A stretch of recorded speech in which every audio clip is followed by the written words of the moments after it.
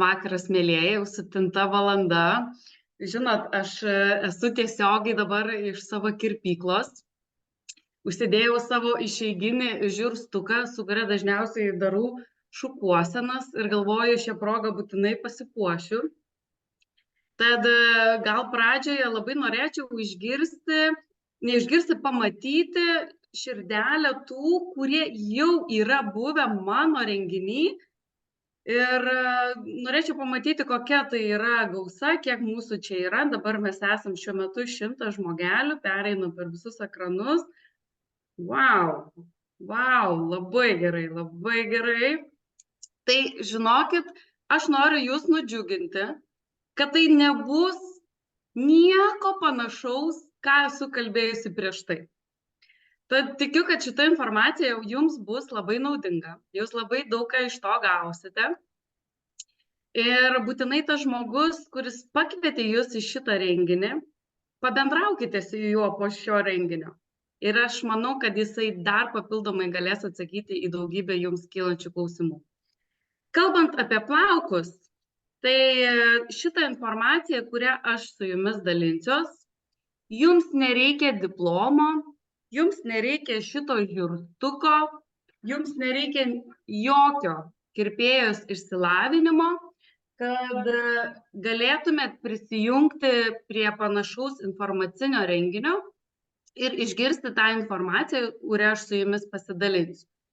Nes noriu pabrėžti tokį dalyką, kad kitiems atrodo, jeigu jau dėvi žiurstuką, tai kirpėja turi labai daug informacijos ir gali pakonsultuoti su esant galvos odos problemų. Aš savo mokslus baigiau prieš 15 metų Šiaulių profesinio rengimo centre, 3 metus skyriau šiam mokymuisi ir visą laiką tęsiau tą 15 metų. Bet mus, žinokit, nemokino, kaip spręsti pleiskanas, kodėl atsiranda riebalavimasis, gal kodėl taip, bet kaip spręsti ne. Mumis dažniausiai mokino, kodėl kirpėja atėjus į kirpyklą praskiria jums plaukus, todėl, kad jinai nori pamatyti, ar nėra kažkokių, galbūt grybelis, galbūt kažkokie odos pažeidimai ir jinai gali pasirinkti arba atlikti procedūrą, arba neatlikti procedūros. Tai tiesiog kartais kirpėjas negali jums suteikti tos informacijos. Bet aš buvau kitokia ta kirpėja ir aš rinkau daug informacijos, nes vis daugiau, žinokit, ateina žmonių, kurie turi būtent šitas galvos odos problemas ir aš galbūt daugiau save gilinau į tą tokį holistinį požiūrį. Ieškojau kompanijos, su kuria aš galėčiau dirbti, kuri duotų mano klientams rezultatus ir kad mes galėtumėm išeiti iš to užburto rato. Tai mano pranešimas bus toks apie plaukus, bet žinokit, mažai apie plaukus ir kalbėsim. Tai va tiek. Mano tos pradžios prisistatymo. Tai, kaip girdėjote, su Giedre, esu iš Šilalės. Myliu savo darbą ir myliu klientus ir mūsų pokalbiai yra tikrai vertingi dėl to, kad mes tikrai žinot, moteris, kiek mes ilgai praleidžiame laiko kirpykloje ir kiek daug galime vienas apie kitą sužinoti. Ir šiandieną mes paminėsime tokias pačias pagrindinės galvos odos problemas, tai būtų bendras plaukų slinkimas, kada jau skaitosi slinkimas, kai iškrenta per dieną plaukelių daugiau negu 100. Galima tai atsisėsti ir skaičiuoti, aišku, ten šukose, kiek tų plaukelių iškrito, bet mes, manau, moteris pačios pajaučiame, kad kažkas yra negerai ir mes turime ieškoti sprendimų. Kalbėsime apie pleiskanas, kurios atsiranda dėl įvairiausių būdų. Kalbėsime apie ankstyvą žilimą. Ankstyvas žilimas skaitosi iki 30 metų. Psoriazė, tokia kaip autoimuninė liga, androgeninė alopecija, tikriausiai jūs esat pastebėję moterų, kur viršugalvis šviečia, tai skyrimo vietoje toks praplatėjimas gaunasi, ir židininė alopecija, kai būna tam tikri lopeliai išplikę, praretėję, ir tai daugelis sako, kad tai yra nesustabdomas dalykas, bet aš dar apie tai truputėlį išsiplėsiu. Dabar įsivaizduokit, kirpėja jums kalbėjo šiandien apie hormonus, virškinimo sistemą ir imunitetą. Nes eidama šituo holistiniu požiūriu į sveikatą, gilindama žinias, lankausi jau 14 metų daugybę įvairiausių seminarų, pranešimų, kurie kalba apie tą mūsų sveikatą iš vidaus, iš ko jinai susideda, kokių mums maistinių medžiagų trūksta ir kaip viskas yra su viskuo susiję. Ir aš jums stengsiuos taip paprastai viską papasakoti, kad kiekvienas žmogus, kuris ateina į mano kėdę, kai mes konsultuojamės, kad tikrai lengvai visą tai suprastų. Gerai, tai aš tiesiog labai stengsiuos paprastai visą tai jums papasakoti.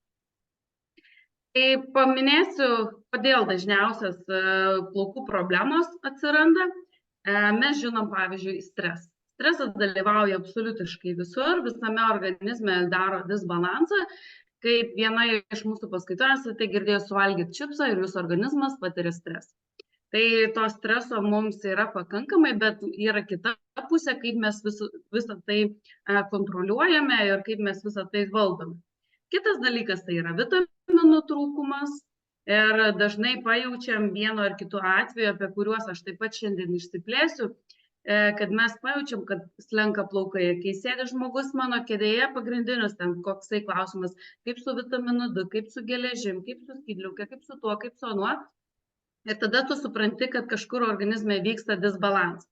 Baltymų trūkumas. Plaukas yra sudarytas iš baltymo ir jam baltymai yra tikrai to žodžio prasme statybinė medžiaga. Ir jeigu trūksta baltymo, mes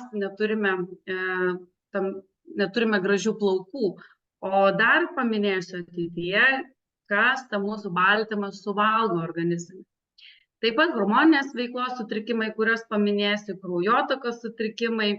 Labai dažnai moteris, kurios turi sutrikusią kraujotaką, šąlančias jau ten galūnės, jos dažniausiai turi ir labai dažnai plaukų slinkimą.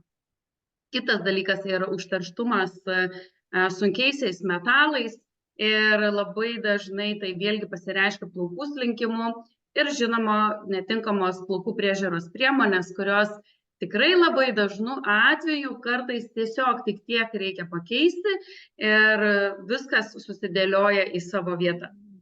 Bet kas dažniausiai būna siūlomas kaip sprendimas, tai yra šampūnas. Bet jūs man pasakykit, kai yra tokios priežastys, ar šampūnas gali padėti?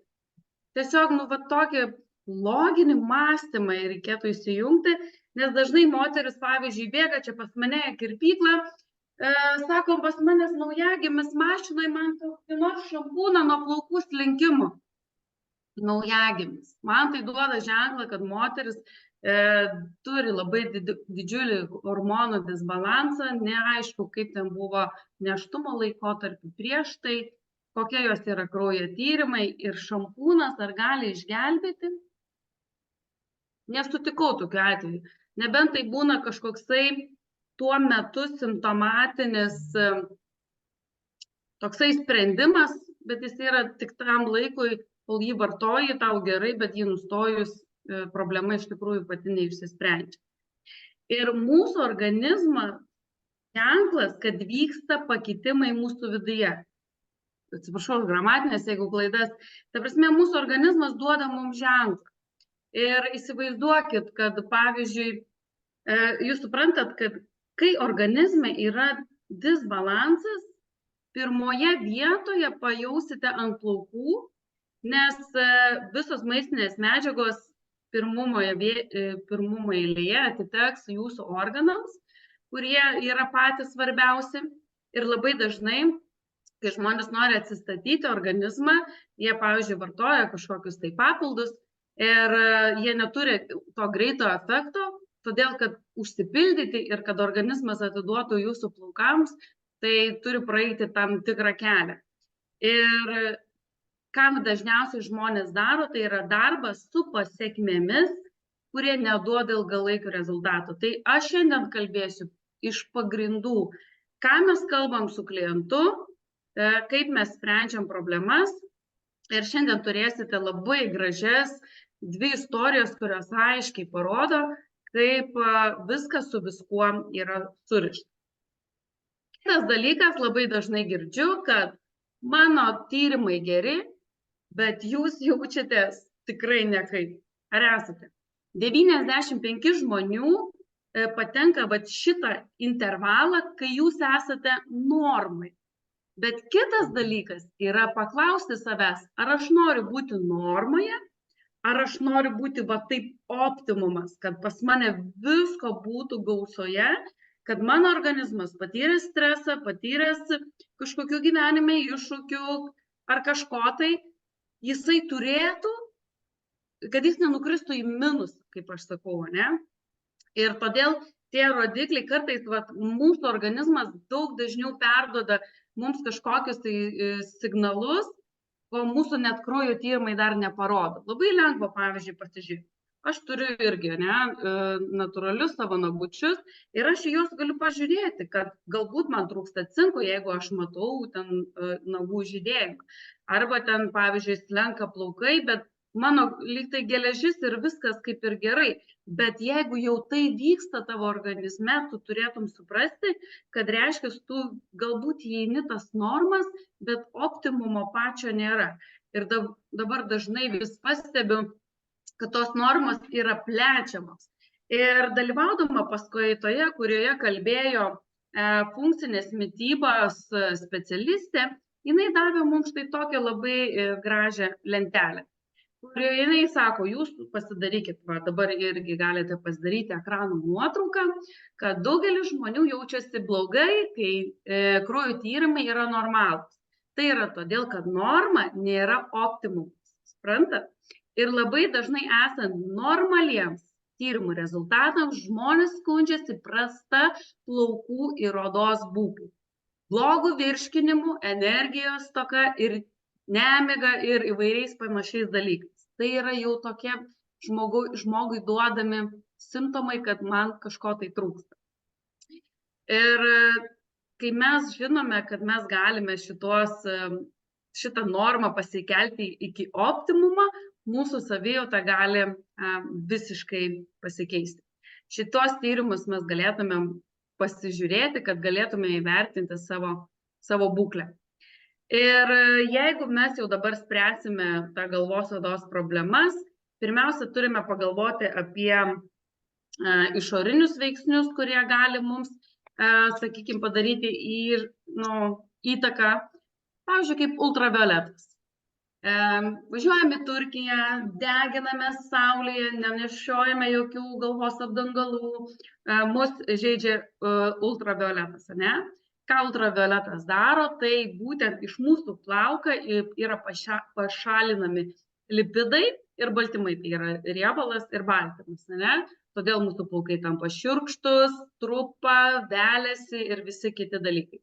Todėl yra labai svarbu labai gera plaukų priežiūros priemonės, kad galėtumėm apsisaugoti nuo išorinių veiksnių, kaip, pavyzdžiui, vėlgi rodau, tiesinimas, garbanojimas, tai reiškia visokie termo dalykai, prasidės vasara, atsiras kasytės, o galbūt tikrai sutinku moterų, kurios velia dar savo plaukus ir nori suteikti joms apimties. Taip pat visi cheminiai procesai, kaip garbanojimas, tiesinimas, dažymas ir visa kita. Labai noriu padėkoti visom kirpėjom, kurios mane girdi ir tiesiog siunčiu visoms linkėjimus, kurios sugeba klientėms pasakyti ne, kai jų fantazijos peržengia tam tikras ribas, kai norimas tik tai galutinis rezultatas, bet neaišku, kokios gali būti pasekmės. Tad žinant išorinius šitos veiksnius, jeigu mes juos pasirinksime tinkamai, prieš tai atliekant, mes galime turėti labai gražius plaukus. Na ką, eisime prie šitų 3 žingsnių, kalbėsime apie hormonus, virškinimą ir imunitetą. Pirmoje vietoje aš statau hormonus, tai yra tokie cheminiai pasiuntinukai ir jie man asocijuojasi kaip ta su kortų kaladė, lyg išmuštum vieną ir visa piramidė griūva. Ir čia yra 4 hormonai, kurie būtent įtakoja plaukus. Šiandien kalbėsiu tik apie plaukus, nes tikrai jie daro daugybę kitų dalykų, bet kalbam apie plaukus. Turim insuliną, kortizolį, skydliaukės hormoną ir lytiniai hormonai. Jie visi prisideda prie mūsų plaukų būklės.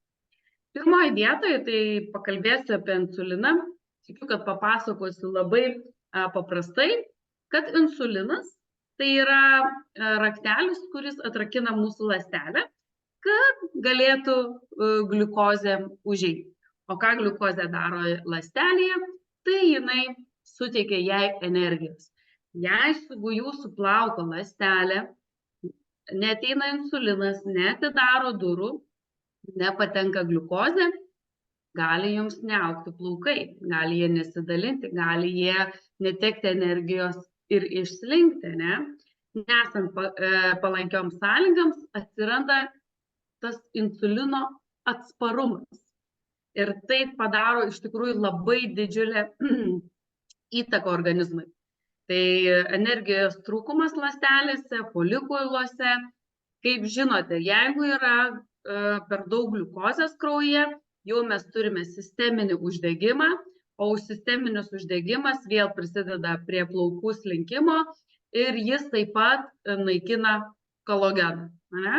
Jeigu mes turim labai aukštą gliukozės kiekį, insulinas neįleidžia į ląstelę. Kas atsitinka, kai yra aukšta gliukozė ir yra baltymas ir įvyksta karamelizavimas. Ir tai pasidaro disfunkcinis baltymas. Reiškia, jisai nebėra panaudojamas.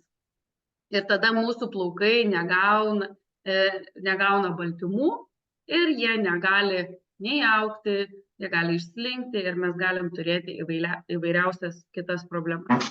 Tiesiog pakomentuokit, ar viską aiškiai pasakoju. Taip tiesiog norėjau ūkiškai. Jūs žinote, Šilalės kraštas, Žemaitija. Visą tai atrodo išoriškai, tai yra patamsėjimai, kai mes turime insulino atsparumą. Tai gali būti linkiuose patamsėjimai pažastyse, taip pat atsiranda papilomos, atsiranda viršsvoris ir dar tos vadinamos angiomos, kai ant veido, kaip mes esame matę, tokias raudonas dėmeles. Ir tiesiog taip kūnas siunčia vėlgi jums signalą dėl angliavandenių apykaitos.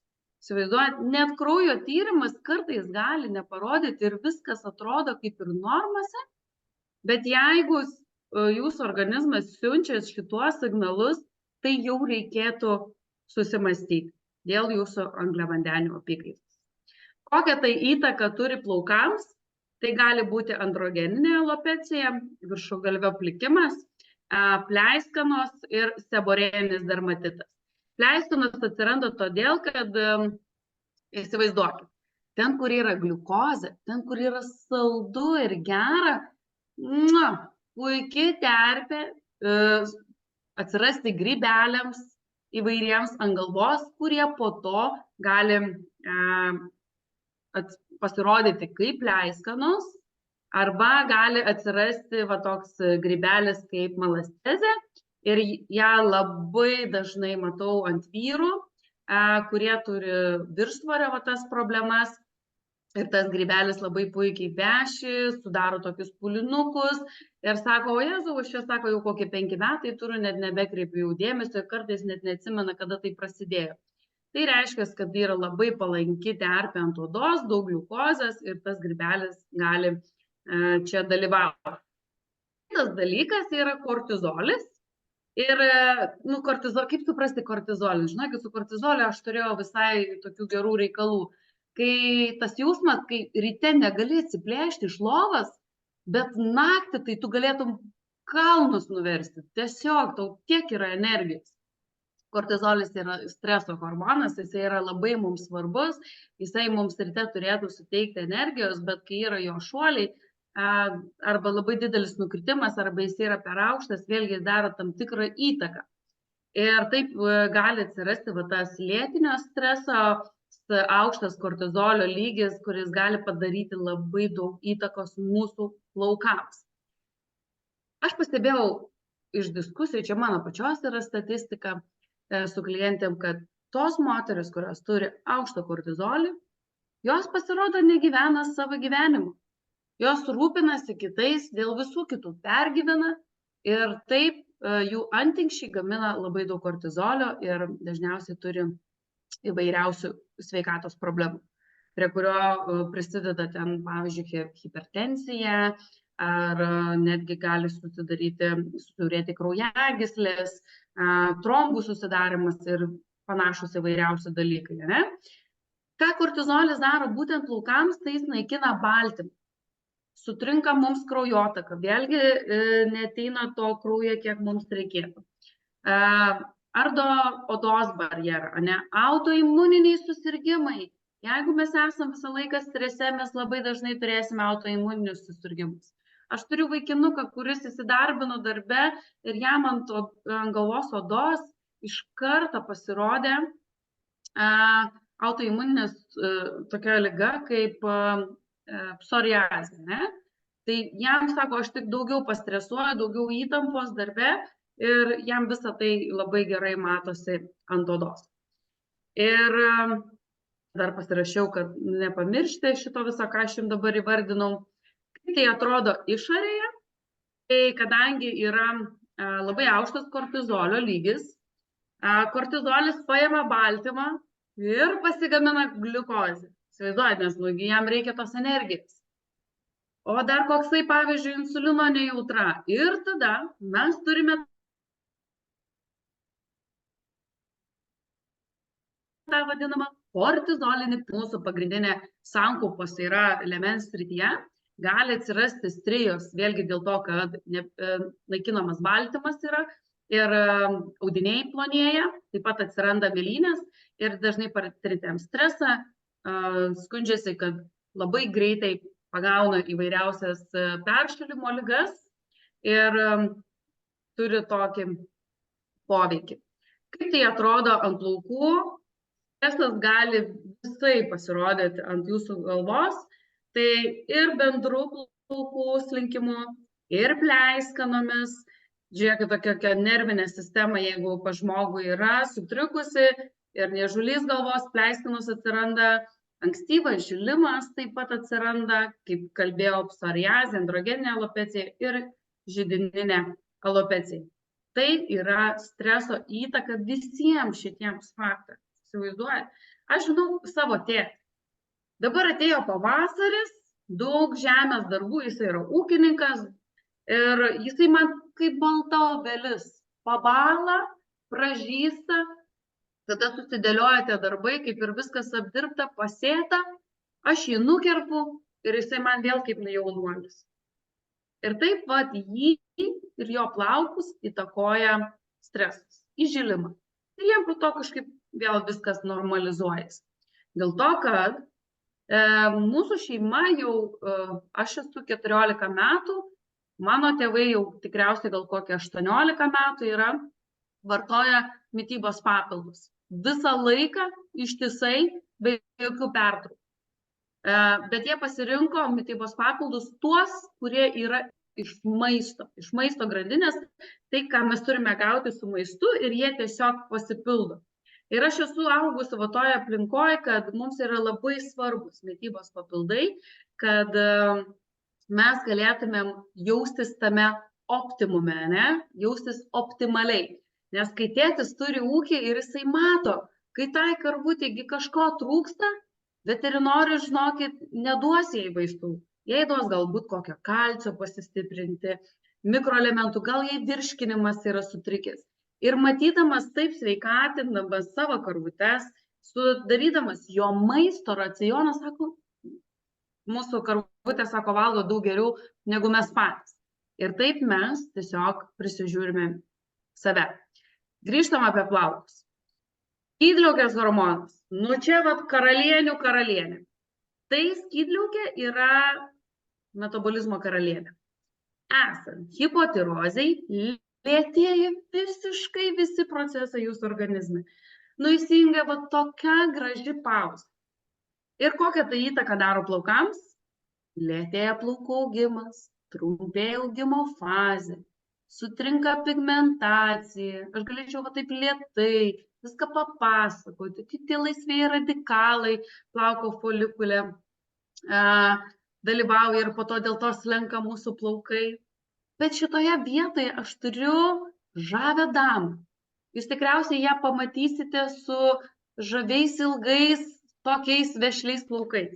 Valerija, papasakok savo istoriją ir apie tą savo skydliaukę karalienę.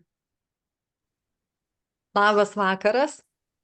Taip, Giedrut, ši tema labai man aktuali, nes daugybę metų į neviltį mane vedė ir slenkantis, ir lūžinėjantis, trupantis plaukai, netgi jie, kai nebuvo nubalinti, nušviesinti.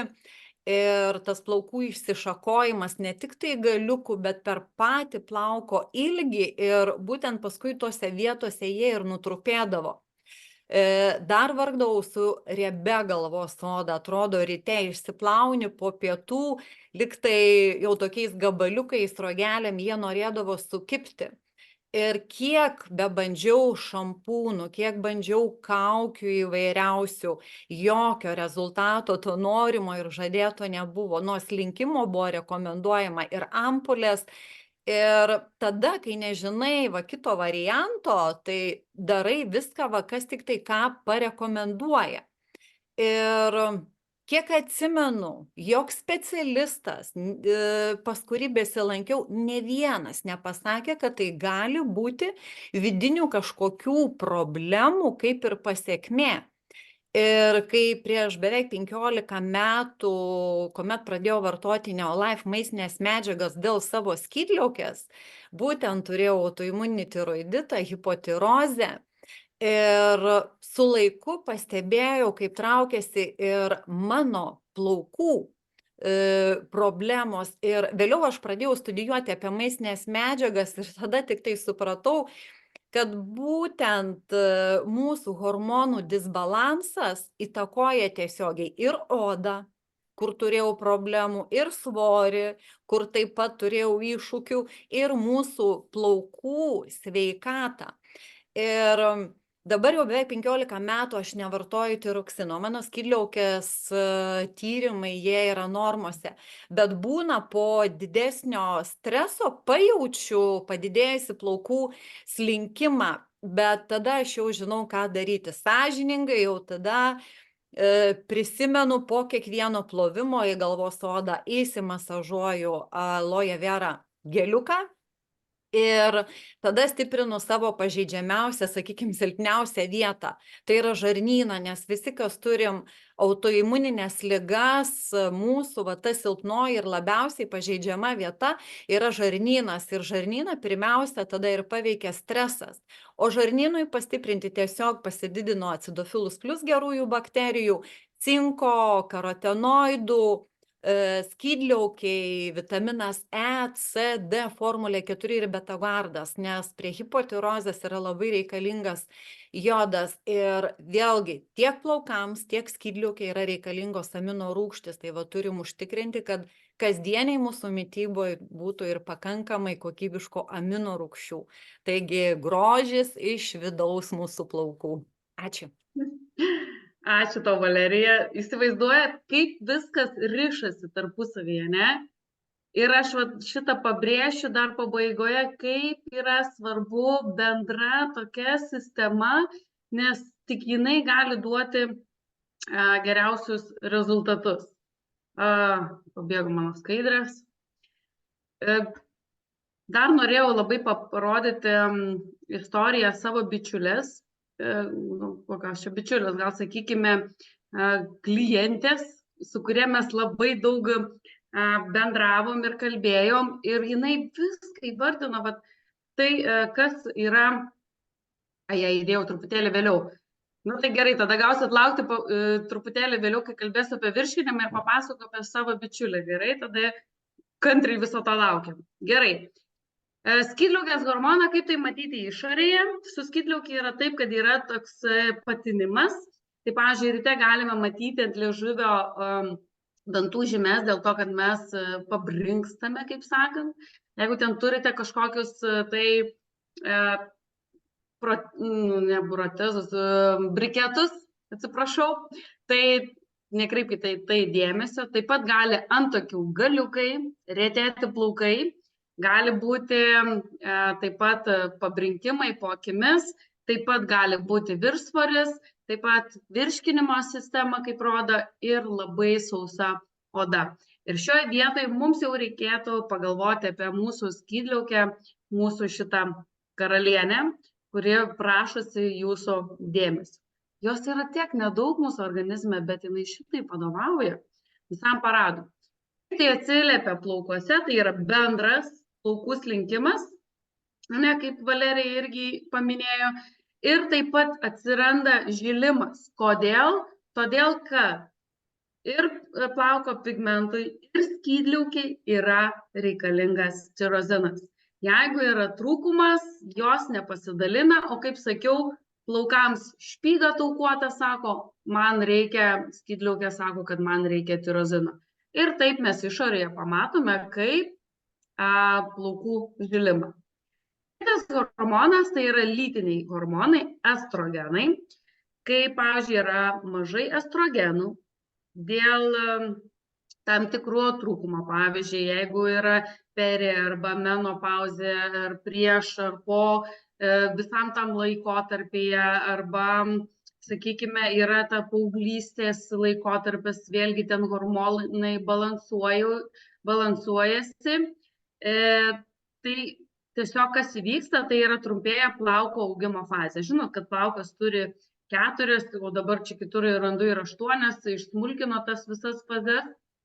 Ir šitą procesą neįmanoma nustatyti per kraujo tyrimą, kada vyrauja androgenai ir susidaro DHT testosteronas, nes tai susidaro galvos odoje ir niekas ten tyrimo nedaro ir dažnai nepagauna, kad tai dėl lytinio hormono estrogeno disbalanso yra atsiradęs plaukai nebeauga, plaukai slenka, fazės trumpėja ir tūris taip pat plaukų mažėja, todėl kad atsiranda folikulų miniatūrizacija, reiškia, folikulas sumažėja, plaukai retėja, mes taip pat galime išoriškai pamatyti spuogus taip pat, ne?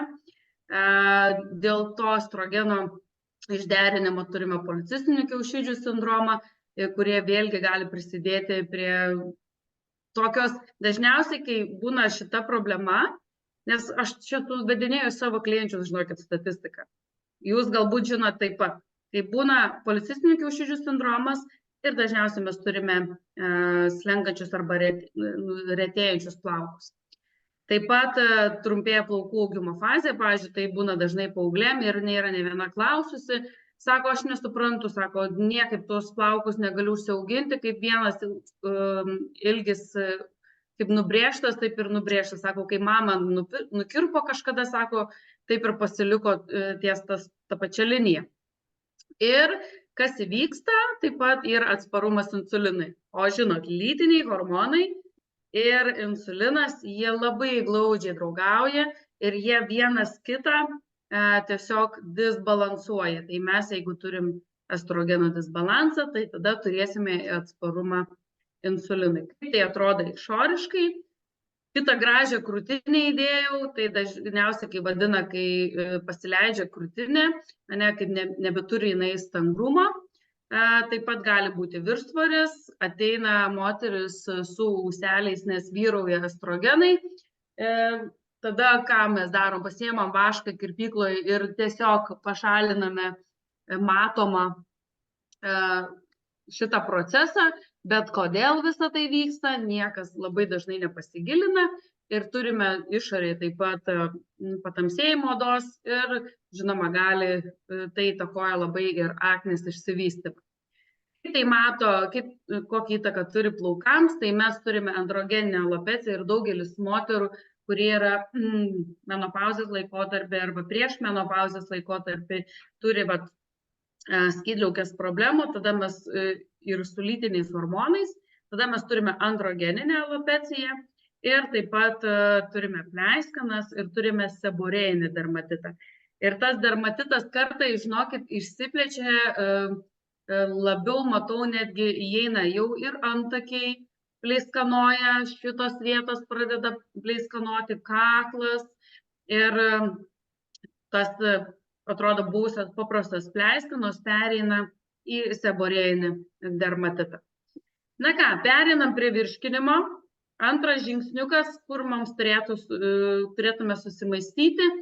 Jeigu jūs manote, kad tai pirmoje vietoje yra hormoniniai sutrikimai, jūs būtinai pasikonsultuokite su to žmogum, kuris jūs pakvietė. Jums tikrai gali parekomenduoti, žinoma, pasidaryti šitos tyrimus, bet ir gali rekomenduoti produktą, kuris gali padėti subalansuoti jūsų visą organizmą. Gerai, virškinimas. Na, šitoje vietoje tai yra mūsų šventykla, tai yra vartai, tai yra ir barjeras. Ir šitoje vietoje priklauso tik nuo mūsų, kas per tuos vartus įeina. Jūs patys sprendžiate, ką dedate į burną. Niekas kitas už jūs to nenuspręs. Na gerai, ten sako, gerosios bakterijos siunčia signalą, kad noriu pyragaičių. Tai čia kita tema. Esant nepalankiom sąlygom, išsivysto tam tikri uždegimai mūsų virškinimo sistemoje, ne? Nes kažkas tai įtakoja. Gali būti gastritas, duodenitas, kolitas, proktitas, gali būti disbakteriozė, ne? Bakterijos, grybai, parazitai, autoimuninės žarnyno ligos, kaip celiakija, Krono liga, opinis kolitas. Ir esant stresui sutrinka visi virškinimo procesai. Nu, žiūrėkit, kai stresuojam, tai atrodo, nei valgyti nebereikia, arba reikia labai daug valgyti ir paskui stovi viskas. Taip, ir sutrinka plaukams reikalinga medžiagų pasisavinimas. Mėlyjeji mano, čia jūs maitinate visą savo kūną, visas savo kūno ląsteles. Ir nuo to priklausys, ką jūs įdėsite į savo burną, tai priklausys ir jūsų grožis, ir sveikata, ir bendra būsena. Jūs patys sprendžiate kiekvieną kartą, darydami savo pusryčius, pietus ir vakarienę, ką jūs dedate į save. Taip, ir dabar aš noriu jums papasakoti savo klientės istoriją. Tai va, buvo nustatytas autoimuninis tiroiditas. Trūksta skydliaukės hormonų. Būtent dėl šių hormonų trūkumo sumažėjo skrandžio rūgštis. Įsivaizduojat, kaip visą tai surišta? Dėl šių hormonų trūkumo sulėtėjo visi procesai, taip pat ir skrandžio rūgšties gamyba. Čia pokalbis vyko, žinokit, per kelis plaukų dažnius.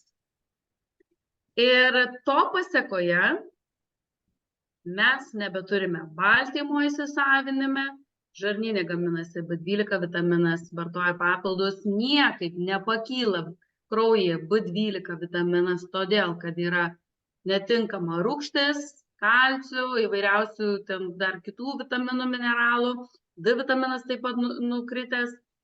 Ir jinai turėjo H. pylori bakteriją. Įsivaizduokit, čia lyg tai skydliaukė ir prie ko čia dabar skrandis, prie ko čia dabar virškinimas. Ir todėl svarbu yra kompleksinis gydymas, kompleksinis sveikatinėlė. Kaip apie virškinimą galima sužinoti išoriškai?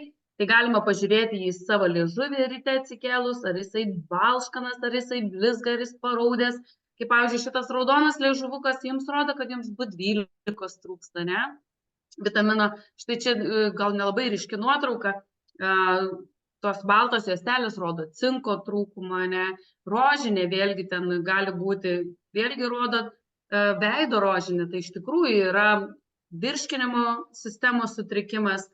Arba, pavyzdžiui, juostelės ant nagų rodo vėl skydliaukės sutrikimą, arba jeigu toks įdubęs nagelis, tai jau garantuotai bus anemija, tai yra geležies trūkumas ir labai daugybė simptomų. Kiekvieną dieną informuoja organizmas mus apie save, kad kažkas yra negerai. Ir ko reikia plaukams, ir organizmas visą tai gauna su virškinimo sistema, jeigu jinai dirba teisingai. Pavyzdžiui, vartojat jūs kažkokius tai baltymus, jei gerai įsisavinti, reikalinga gera skrandžio rūgštis, sveika gleivinė ir kasa. Ar visos sistemos gerai dirba? Riebalai, geras tulžies nutekėjimas, sveika gleivinė, kasa. Ne? ar skaido jūsų virškinimo sistema geruosius riebalus ir kaip su viso to dorojasi. Geležis, vėl reikalinga gera skrandžio rūgštis, sveika gleivinė. Kartais žmonės vartoja ten geležies produktą ir nepasikelia netgi geležies, arba jinai va taip, bet feritinas, pavyzdžiui, nekyla dėl to, kad skrandžio rūgštis yra neteisinga.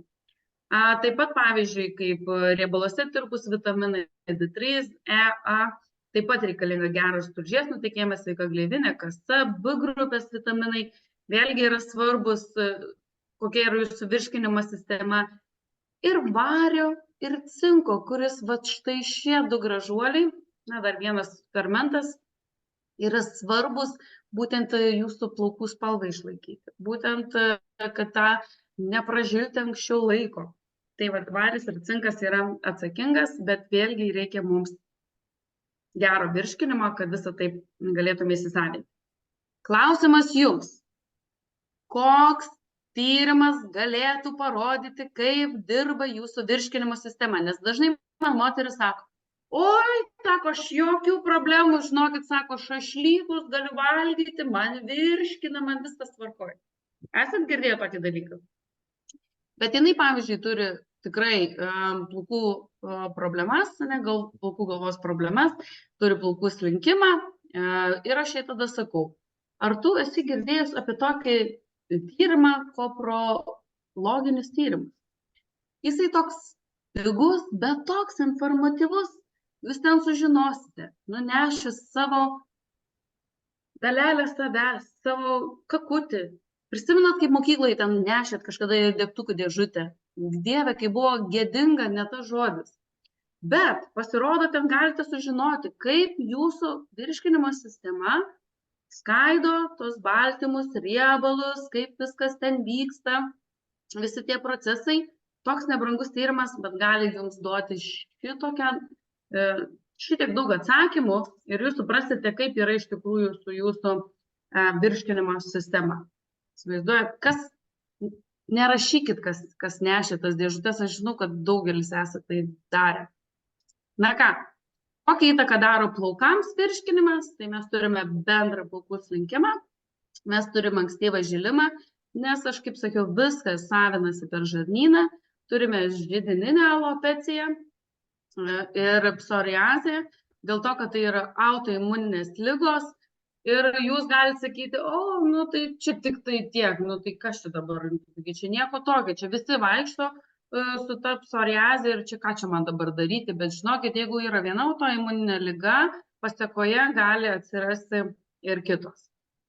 Gerai, va dabar tai bus, jaučiu, juoko pilni žandai, galvos atsakysit, nu čia dabar imunitetas ir plaukai, kuo čia dabar susiję? Tai kas vyksta mūsų organizme, kai turime tam tikrą autoimuninį atsaką, ne?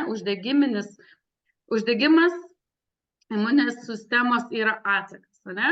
Kaip sakiau, žiūrėkit, ten cukrus, dar kažkas, vyksta uždegimai procese ir tame dalyvauja taip pat ir mūsų imuninė sistema. Ir mūsų imunitetas tiesiog atsako į tuos dirgiklius, kurie tie cheminiai procesai vyksta mūsų organizme.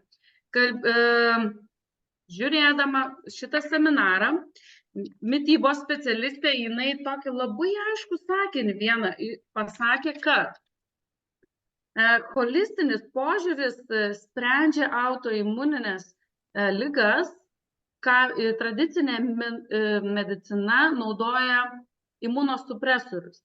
O holistinis požiūris su maistu ir mitybos pagrindais moduliuoja mūsų imuninę sistemą.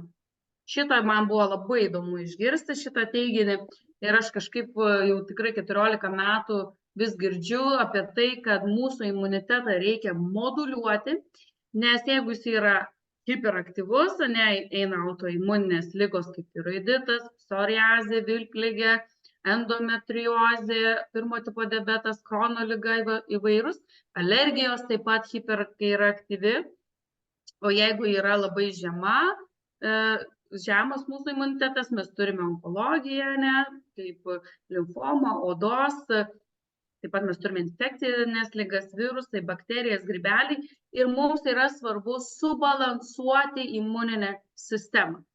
Dabar aš jūsų paprašysiu uždėti širdelę tie, kurie sirgo COVID ir slinko plaukai.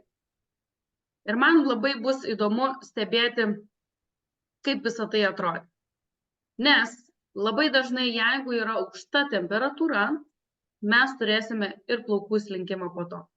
Tai reiškia, kad mūsų imunitetas sutelkia visas pajėgas, kad jūs kuo greičiau pasveiktumėt, imunitetas susimoduliuotų, susibalansuotų ir mes turėtumėm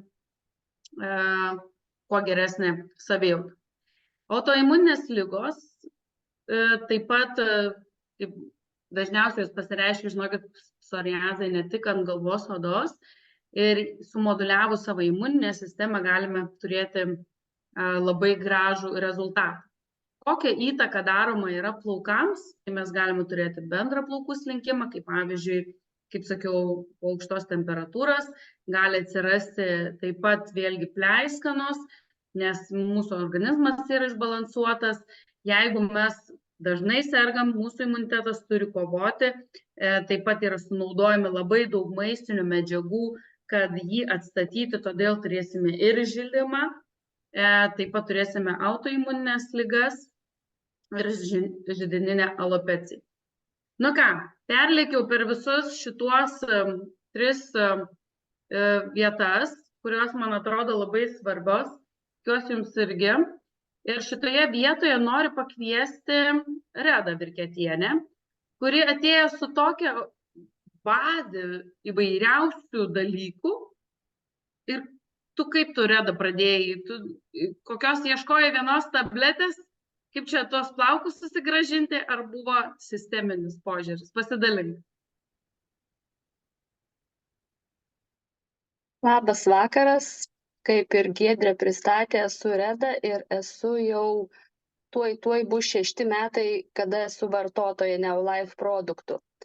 Į Neolife kompaniją atėjau tikrai ne dėl plaukų ir negalvojau, kad juos galėsiu atsiauginti, kad jie man bus sveiki.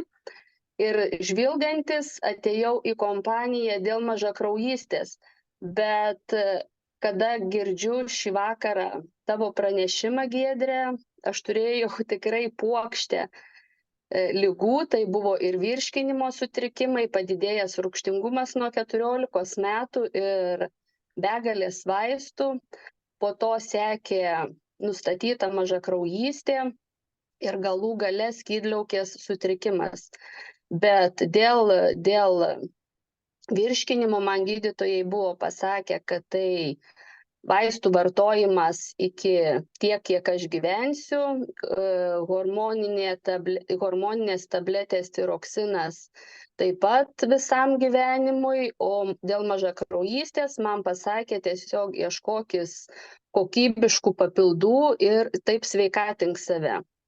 Ir taip beieškodama atėjau į Neolife kompaniją. Bet jeigu kalbant apie plaukus, tai man jie buvo menkučiai ir aš juos ilgus metus nešiojau trumpus, nes tiesiog nebuvo ko augint, nebuvo kuom džiaugtis. Ir vieną kartą apsilankius kirpykloj, man kirpėjas sako, tiesiog, tavo plaukai labai sumenkę, nežinau, ar čia dažyt, ar nebedažyt, ką su jais daryt. Ir visgi aš tuos plaukus visada dažydavau, norėdavau ne kitokios spalvos nei natūrali. Ir vieną kartą jinai man tokią, sakykim, paguodžiančią žinutę ištransliavo dėl tų mano tokių išslinkusių, silpnų plaukų. Jinai manęs užklausė, kas tau yra, galbūt kažkokios problemos. Ir aš jai pasakiau, kad turiu mažakraujystę. Ir jinai man sako, yra ne viena klientė su mažakraujystė, kuri pas manęs nebesilanko.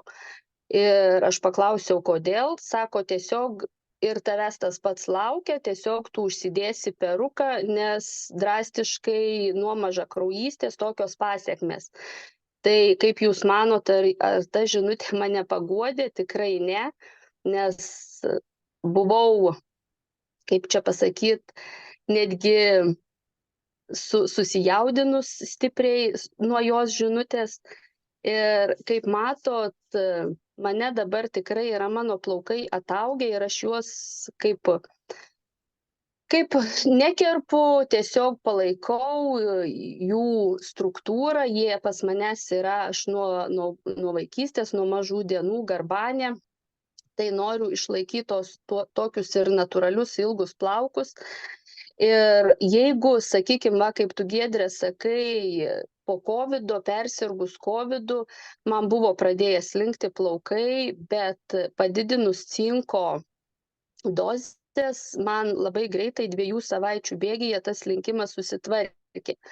Vėlgi, kada turi plaukus, tada nori ir eksperimentuoti. Buvau ne vieną kartą dariusi cheminį, kad plaukai būtų dar labiau garbanotesni. Ir po vienos iš procedūrų man taip pat buvo pradėjęs slinkti labai stipriai plaukai.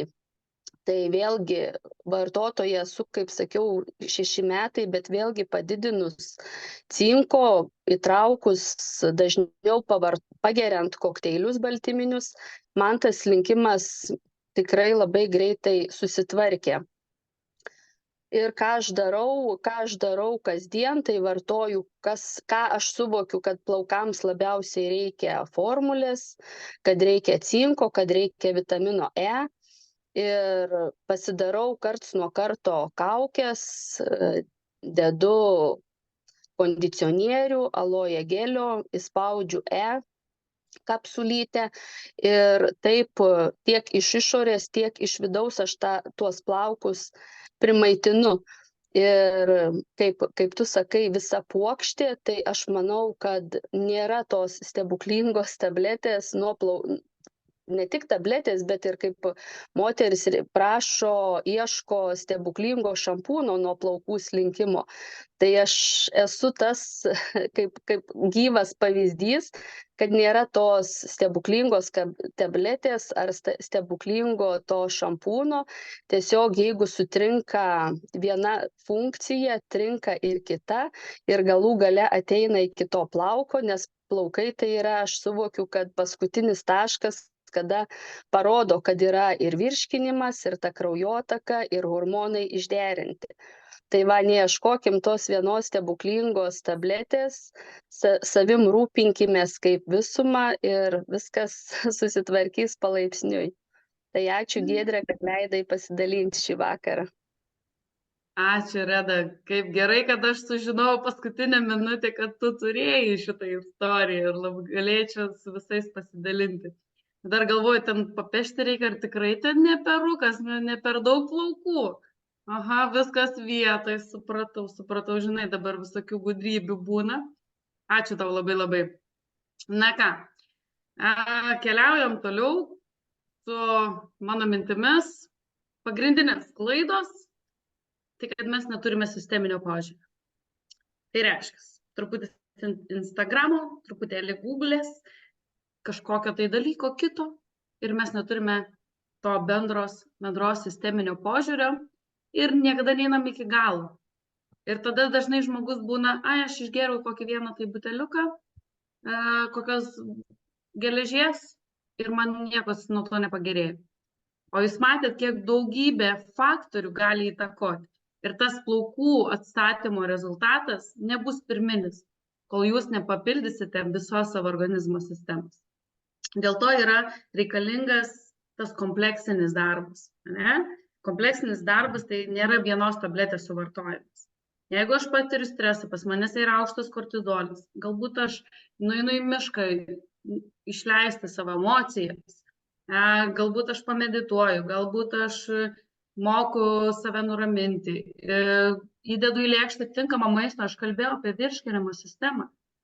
Ir jeigu mes neturime kompleksinio šito darbo, o jūs paprašysite to žmogaus, kuris jūs pakeitė į renginį, sakysite, nu tai duokit tau stebuklingą, kaip ten sakė Reda, formulė 4, kas tai yra, kas čia per formulė.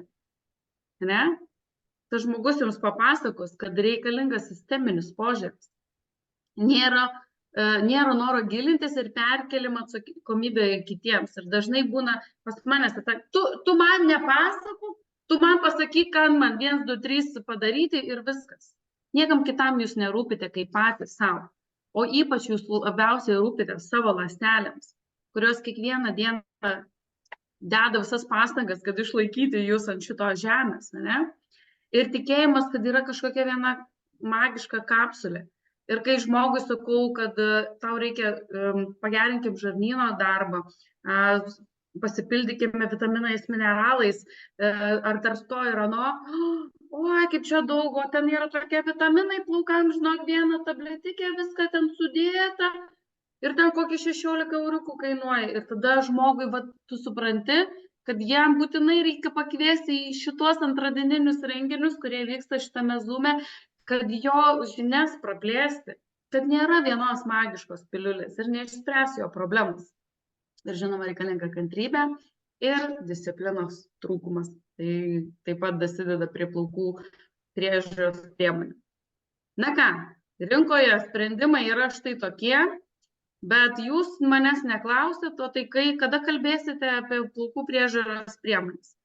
Tai aš jums norėčiau nušluoti visą jūsų vonios rinkinį, ką jūs turite namuose, nes iš tikrųjų jums reikia tik 2 dalykų - šampūno ir kondicionieriaus, kuris pilnai užpildo visus jūsų poreikius, gali naudoti visą šeimą. Mes esam 4 asmenys ir mes turime vienintelį šampūną ir vienintelį kondicionierių ir vienintelį dušo gelį, kuris yra reikalingas visai šeimai. Ne? Nes žinote, kad tai yra mūsų atsakomybė. Ir žinote, kokia yra šampūno funkcija? Plauti galvos odą. Jokios kitos funkcijos nėra.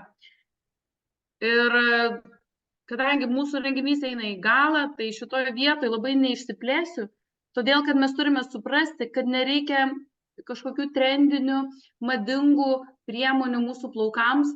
Nežinokit, aš šampūną naudoju 14 metų vieną ir tą patį ir aš jums jį parodysiu tuoj pat, nes aš jo negaliu atsidžiaugti. Mes visa šeima galime naudoti šitą šampūną, kuris kruopščiai išplauna plaukus, netimdamas būtinos drėgmės, reiškia nesausina. Kaip ten sako, saugokit plaukų galiukus, nes išsausins jums šampūnas. Nieko jis nepadarys. Būtent šitas padeda išlaikyti natūralią drėgmės balansą, suteikia plaukams purumo. Tai ne tai, kad jūsų garbanoti ir bus pasipūtę plaukai, bet tiesiog jie nuo švaros taps tokie lengvesni ir nebus prigludę prie galvos odos. Suteiks jums blizgesio, žvilgesio, džiaugsite švelniais ir paklusniais plaukais. Tai yra šampūno darbas, kurį gali jums padaryti. Todėl, kad jo yra pH 5 arba 4,5. Reiškia, jisai nėra agresyvus. Joje yra daug įvairiausių natūralių ingredientų, kurie atlieka visus šituos procesus, kuriuos išvardinu. Jis būtent efektyviai plauna galvą ir jeigu jūs matot, reikia tikriausiai išsijungti, pas manęs kirpykloje nėra kitų priemonių, kaip šitos sustatytos ir aš nieko kito nerekomenduoju naudoti namuose. Nes jie iš tikrųjų labai lengvai išsiskalauja, neapsunkins jūsų plaukų, nereikės niekada jų gyvenime keisti ir vėl bandyti ir galvoti, galbūt jau šitas dabar bus geras.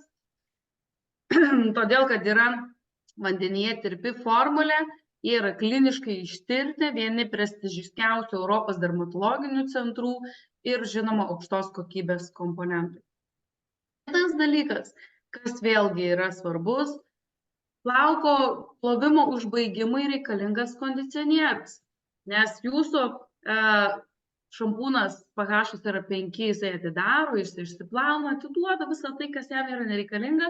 Kondicionieriaus yra darbas uždaryti jūsų plaukelį, plauko žvynelius, kad jis blizgėtų, kad jisai būtų primaitintas, sudrėkintas ir galėtume džiaugtis gražiais ir žvilgančiais plaukais. Nes jis tikrai palengvina plaukų šukavimą, tampa plaukai minkšti. Norėjau perduoti žinutę nuo savo dukros, kurie yra 8 metai. Adriana jums sako, mėlieji, 8 metai, jinai nėra naudojusi kito šampūno savo gyvenime. Jis sakė vieną kartą pasakyti, kad buvo, bet todėl, kad buvo svečiuose ir daugiau sakė, taip nedarys ir veši savo šampūną.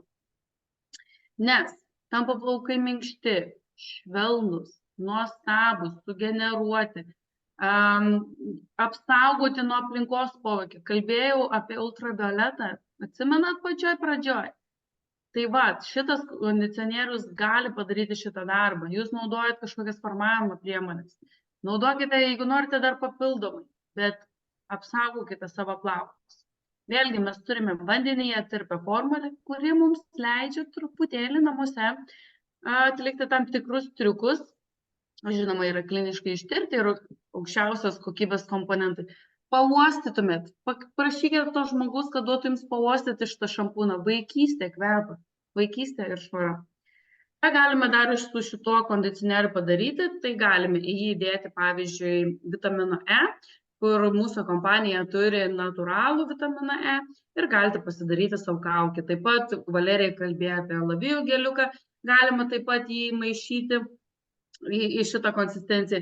Tai būtų 70 mg kondicionieriaus, vienas valgomas šaukštas alavijų geliuko ir vieną kapsulę vitaminą E. Viską gerai išmiksuojat ir galite panaudoti kaip plaukų kaukę, tada viską nuplaunat ir uždedat kondicionierių, kad visą tai užfiksuoti. Galite vanotos moteris naudoti jį kaip plaukų tokią dulksnatą vadinamą, kad suteikti jiems drėgmės. Žiemą norisi nusimti atsistatinį krūvį, nes jo yra formulė tirpi vandenyje ir su juo taip galima įvairiai laviruoti. Jeigu reikia daugiau informacijos apie plačių apie šitos produktus, aš žinau, kad tas žmogus tikrai turi įrašą iš praeito mano seminarų, apie kuriuos aš juos išsiplėčiau ir papasakojau daugiau. Žinokit, grožis yra mūsų pačių atsakomybė. Jau nekalbu apie tarą, kurią mes išmetam, bet apie tai, kas nubėga į mūsų kanalizaciją ir tai, ką mes naudojam ir sunaudojam kasdien. Jeigu yra klausimų,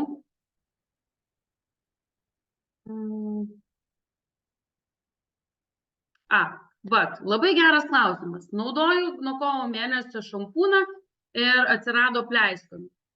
Tai dabar įsivaizduokit, tai dar kovas, balandis. Jeigu prieš tai naudojate priemonės, kurios buvo gausu silikono, jos buvo, dažnai keitėt visas priemonės, dar nežinoma, gal buvo kažkokia cheminis procesas atliktas, kuris galėjo padaryti įtaką, gali pradėti su šituo šampūnu atsirasti pleiskonių, nes visą tą chemiją, visą tą naftą, arba ten kokį, nežinau, iš prekybos centro naudojate paprastą šampūną, jis tikrai nėra auksinės sudėties. Tai mūsų šampūno funkcija yra pakelti visą tai ir pašalinti iš jūsų plaukų. Tai neaiški yra priešistorė, bet tai gali būti. Jeigu šitas procesas yra nemalonus ir turite ričą šampūną, kuris yra skirtas riebiai galvos odai, pakeiskite į mildą ir šitas procesas sušvelnės ir nebus taip aiškiai matomas. Na ką, šeimyna, ačiū Jums labai, kad skyrėte savo laiką. Tikiu, kad buvo naudinga. Pasistengiau viską labai paprastai papasakoti. Jeigu kyla kažkokių klausimų, norite daugiau išplėsti žinias, norite pradėti spręsti šitą galvos odos problemas, jeigu jas turite, parašykite tam žmogui, jis nekantrauja šią minutę, kad jūs paliktumėt atsiliepimą. Tad gražaus vakaro ir iki sekančių prasmingų susitikimų. Būtinai būkite kiekvieną antradienį. Visą.